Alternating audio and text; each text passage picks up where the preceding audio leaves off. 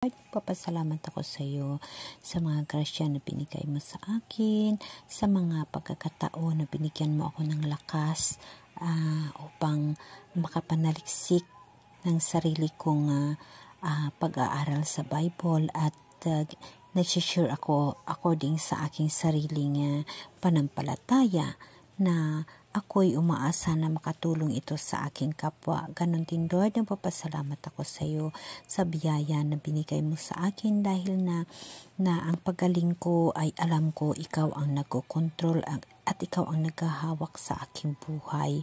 Alam ko, Lord, dahil alam mo ang kakulangan ng mga financial para sa medication ko, ngunit ito ako ay nanatiling matibay at nanampalataya ng lubusan sa iyo na ako ay gagaling. Ganon din, Panginoon, humihingi ako sa iyo ng gabay para sa mga sakuna na dumarating.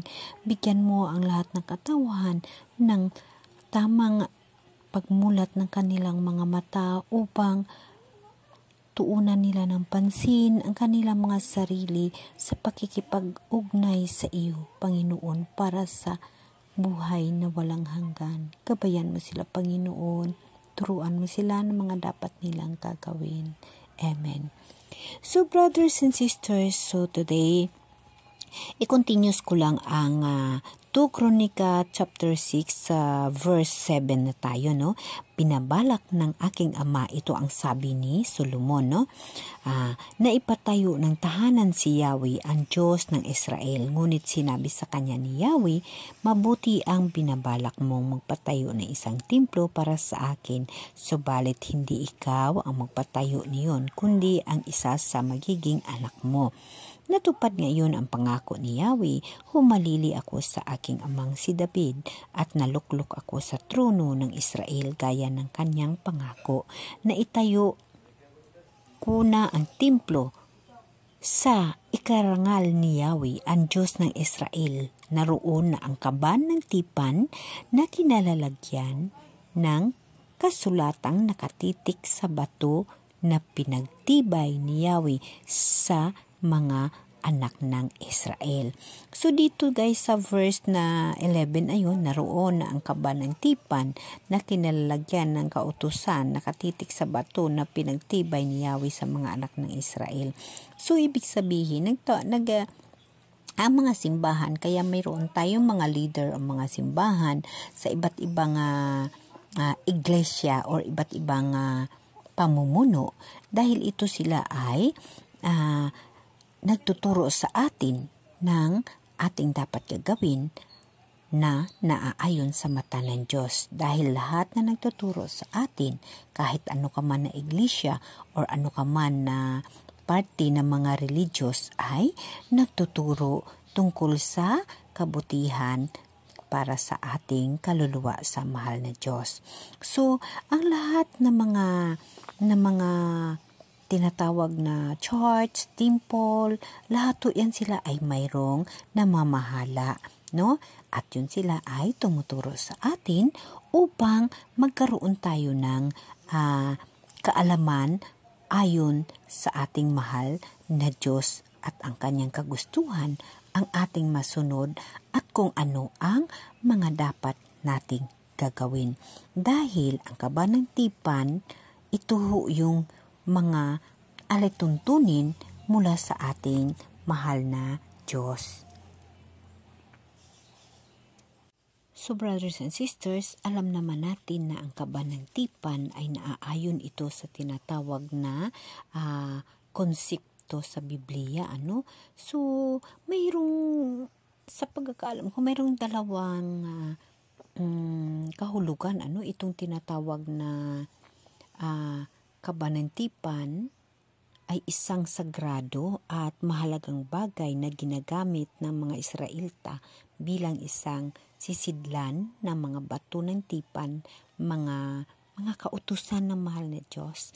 So, ibig sabihin, itong kaban ng tipan o sa templo na ipinatayo ni Solomon, dito, yung mga tinatawag na pag-aaral natin sa pulong ng mahal na Diyos at yung mga kautusan ng mahal na Diyos. Ano? Sa pangalawang kahulugan ang kabanantipan ay ginawa ayon sa utos ng Diyos kay Moises sa bundok ng Sanay. Ito ay naglalaman ng mga bato ng tipan at sumisumbolo sa presensya ng Diyos sa gitna ng Israelita. So ito ay ganun pa rin siya na napahihiwatig na ang kabanantipan. Ito ay nakalagay sa tinatawag na tahanan ng Diyos o yung kanyang templo, no?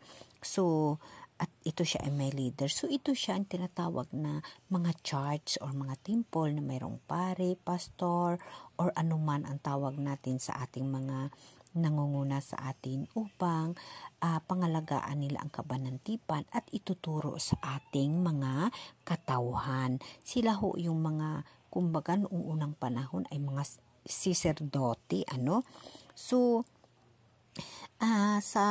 sa bagong tipan, ang kabanantipan ay madalas na ginagamit bilang simbolo ng tipan ng Diyos sa kasangkatauhan sa pamagitan ni Jesus Christ, di ba? Ano? Ganun ho yung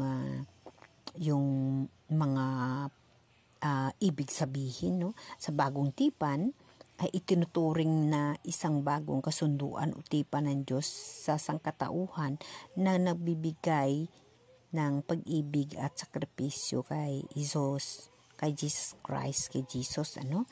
So, sa makatuwid, ang kabanantipan, ito ay makikita sa mga church, sa mga temple, sa mga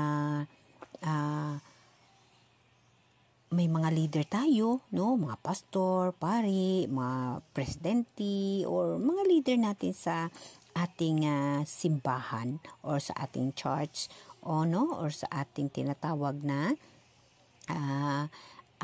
bahay ng Diyos. Nandoon yung kabanantipan na atin ito ay matutuhan kung makikinig tayo sa ating mga leader, ano? Kasi alam niyo brothers and sisters, hindi naman ho ang makaligtas sa atin yung reliyon, ano?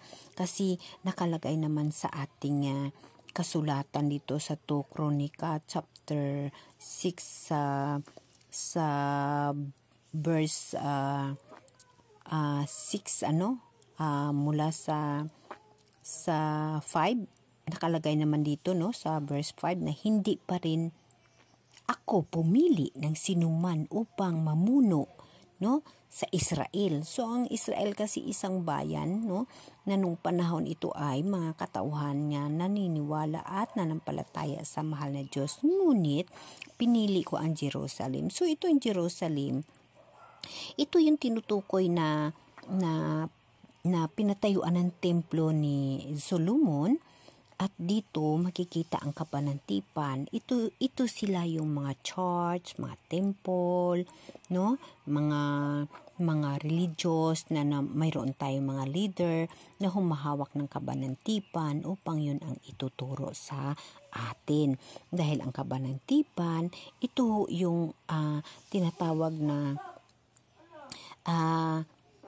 nagbibigay daan sa atin upang ang ating relasyon sa mahal na Diyos, ang pag-ibig ng mahal na Diyos at ang sakripisyo para sa ating kaligtasan ay ating lubos na maunawaan dahil sa pagtuturo ng ating mga leader sa kabanantipan.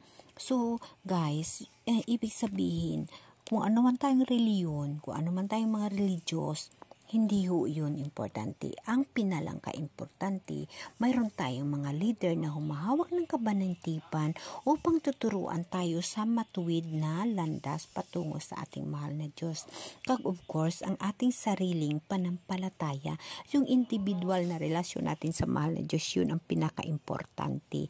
Dahil sa puso natin makikita kung ano katibay, ka-strong ang ating faith, ang ating panampalataya sa mahal na Diyos. Sa tulong ng ating mga tinatawag na mga leaders sa simbahan na humahawak ng kabanantipan, lalo tayong matututo upang makahanda tayo sa pagsalubong sa pagdating ng ating mahal na Diyos, dahil alam naman natin mga brothers and sisters na ang mga kalamidad, that is the sign na ginigising na tayo ni Papa Jesus na maghanda na tayo sa kanyang pagbabalik. At ang pagbabalik, hindi ho ito nakakatakot.